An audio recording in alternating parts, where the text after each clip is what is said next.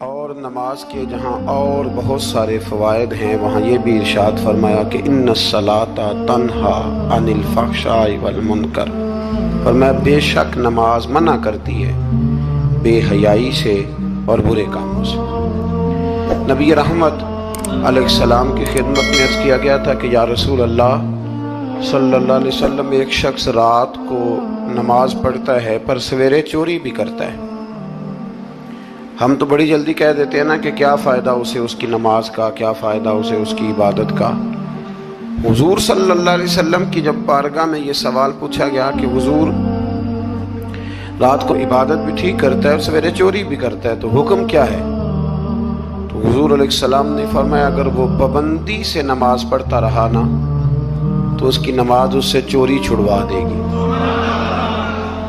اس لیے کہ نماز بے حیائی اور برے کاموں سے روک دیتی ہے۔ اگر کوئی کمزوریاں ہیں انسانی تقاضوں کے تحت تو نماز کی پابندی کریں۔ اگر آپ نماز کے پابند ہو گئے نا، کچھ وقت لگے گا تو پھر وہ بھی ساری کمزوریاں اللہ دور فرما دے گا۔ شرط یہ ہے کہ اس کو پابندی کے ساتھ پڑھتے رہیں۔ کچھ دوست کہتے ہیں نماز میں دل نہیں لگتا، تو میں نے کہا نہ بھی لگے تو پھر بھی پڑھیں۔ تو میرا سوال یہ ہے کہ ایک آدمی بالکل فارغ ہے، سوائے نماز کے، عبادت کے، سونے کھانے کے اسے کوئی کام نہیں، اور ایک شخص بیچارہ مزدور ہے، وہ ریڑھی لگاتا ہے، مثال دینے لگا ہوں، وہ ریڑھی لگاتا ہے، اس کے پاس دکان بھی نہیں ہے کہ وہ شٹر نیچے کرے یا تالا لگا کے چلا جائے۔ اب وہ نہ کسی کو کہہ کے آیا کہ یار ذرا 10 منٹ ٹھہرنا میں نماز پڑھ کے آیا، تو وہ چلا گیا۔ وہ بڑا بے چین ہے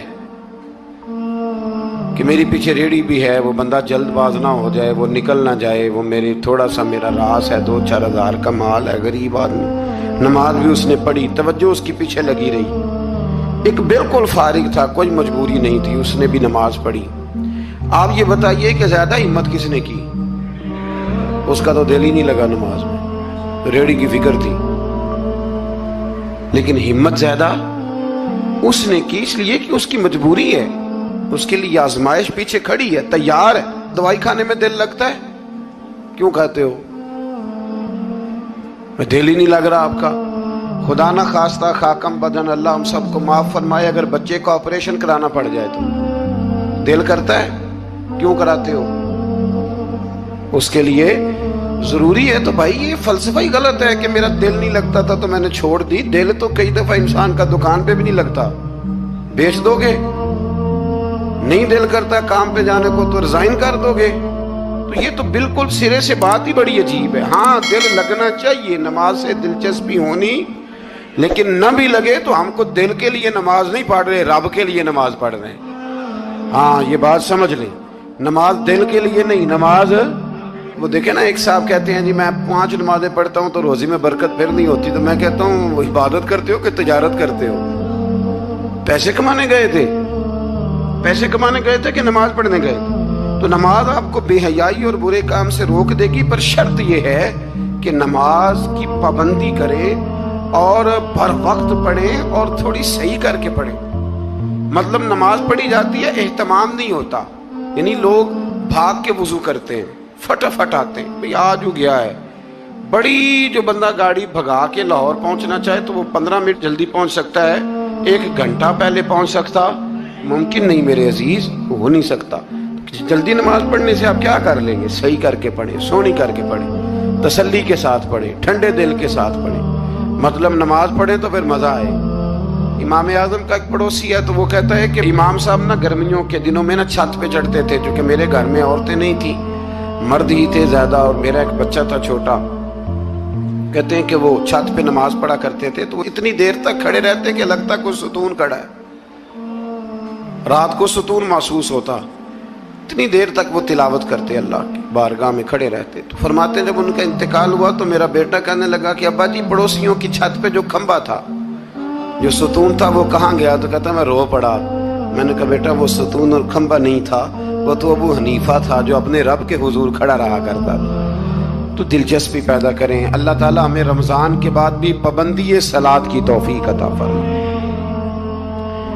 آیت نمبر 46 میں اہل کتاب سے بحث اور مباحثہ اور مجادلہ کے आदाब और उसलूब तबलीग के शाइस्ता और पसंदीदा होने का बयान किया गया। जब आप तबलीग करें तो आपके जुमले बड़े शुस्ता होने चाहिए, साफ सुथरी बात आप करें। कुरान मजीद ने कहा ना, उदू इला सबील रब्बिका बिल हिकमा वल मौइज़तिल हसना, लोगों को अल्लाह की तरफ बुलाओ तो खूबसूरत नसीहत के साथ, हिकमत के साथ और अच्छे अंदाज में। अब तो अल्लाह ताला माफ़ करे, कभी कभी सोच में पड़ जाते हैं कि ये मतलब क्या हो रहा है। यानी अब मौलवी के नाम के नीचे लिखा है फनी मौलवी, ये मौलवी के नाम के नीचे लिखा है और उसको देखने वालों की तादाद लाखों में होती है, कहते हैं ये मौलवी फनी है। भाई आप थोड़ा समझें, मस्जिद में तो जो आदमी ज्यादा हंसता है उसकी कब्र में अंधेरा होता है। आप ये क्या कर रहे हैं? हाँ, कोई बात ऐसी आ जाती थी तो अल्लाह के नबी भी मस्जिद में मुस्कुराते थे, हुजूर भी मुस्कुराते थे, सहाबा भी मुस्कुराते थे। और सहाबा कहते हैं हुजूर जब मुस्कुराते थे तो दांतों से नूर निकलता था, मस्जिद नबी की दीवारें भी चमक उठती थी। लेकिन ये मतलब मौलवी को इसलिए बुलाना कि वो लतीफे सुनाएगा, वो तंज़ो मिज़ाह की बात करेगा। तो आपने क्या फर्क रखा मस्जिद में, अल्लाह के घर में और दीगर जगहों पे? आप जरा समझिए इस बात कि वही बात जो कुरान ने कही कि लोगों ने दीन को खेल तमाशा बना लिया है, माअज़ल्लाह लोगों ने खेल तमाशा समझ लिया है, तो किस तरफ मतलब कौम लग गई है। और बड़ा बड़ा उरूज है और बड़ी बड़ी बातें हैं, बीच में है क्या कि लतीफे सुनाए जा रहे हैं और दास्तान सराई हो रही है और कहानियां हो रही हैं, और कौम है कि वो उस पर लगी हुई अच्छी नसीहत, खूबसूरत जुमले।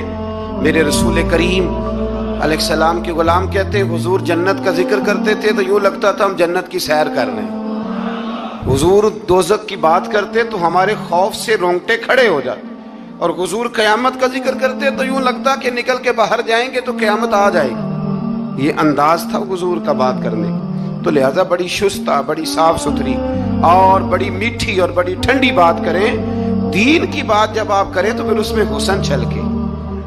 आम आदमी और दीनदार आदमी के लबो लहजे में फर्क होना चाहिए, उसे समझना चाहिए। अल्लाह तौफीक अता फरमाए। रसूलुल्लाह सल्लल्लाहु अलैहि वसल्लम की सिफात में से एक सिफत नबी उम्मी होना भी है। उम्मी का माना आला हज़रत ने फरमाया बेपढ़ा हुआ, जिसने दुनिया में किसी से पढ़ा ना हो, यानी आपने रस्मी तौर पर लिखना पढ़ना नहीं सीखा। इसमें भी अल्लाह ताला की बेपनाह हिकमत है कि हुजूर ने दुनिया में आके पढ़ना लिखना नहीं सीखा। आयत नंबर 48 में फरमाया कि आप नुज़ूल कुरान से पहले कोई किताब नहीं पढ़ते थे। ये बड़ी अनोखी बात का जरा समझिएगा, ये भी मेरे नबी की शान है। हुजूर ने कुरान के नाजिल होने से पहले रब फरमाता है कोई किताब पढ़ी ही नहीं, कोई किताब हुजूर ने पढ़ी नहीं। लेकिन हुजूर तौरात की बातें भी बताते थे, इंजील और ज़बूर की बातें भी बताते थे, वो नहीं पढ़ा हुजूर ने। और ना ही नबी पाक अलैहिस्सलाम दाएं हाथ से लिखते थे, लेकिन हुजूर का लिखना बहरहाल साबित है। बाद में नबी पाक का बतौर मोजज़ा लिखना साबित है, अहादीस मुबारका से साबित है। लेकिन हुजूर अलैहिस्सलाम ने ना कोई किताब पढ़ी, ना दुनिया में हुजूर किसी के शागिर्द हुए। अर्रहमानु अल्लमल कुरान, रहमान फरमाता है मैंने खुद उन्हें कुरान सिखाया है। हुजूर ने अपने रब से सीखा, डायरेक्ट अल्लाह के शागिर्द है मेरे नबी करीम। और या अल्लाह क्या सिखाया, क्या सीखा? तो फरमाया वअल्लमका मा लम तकुन तअलम, महबूब जो नहीं जानते थे रब ने सारा ही सिखा दिया है।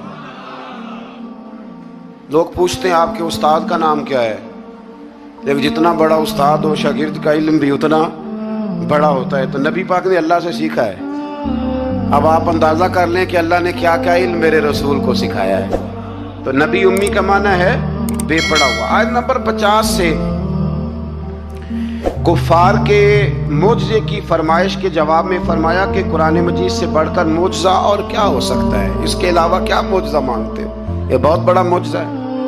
आज़ाब के मुतालबे पे फरमाया कि इसका एक वक्त मुकर्रर है, वो वक्त पे आएगा, किसी के कहने पर नहीं आएगा।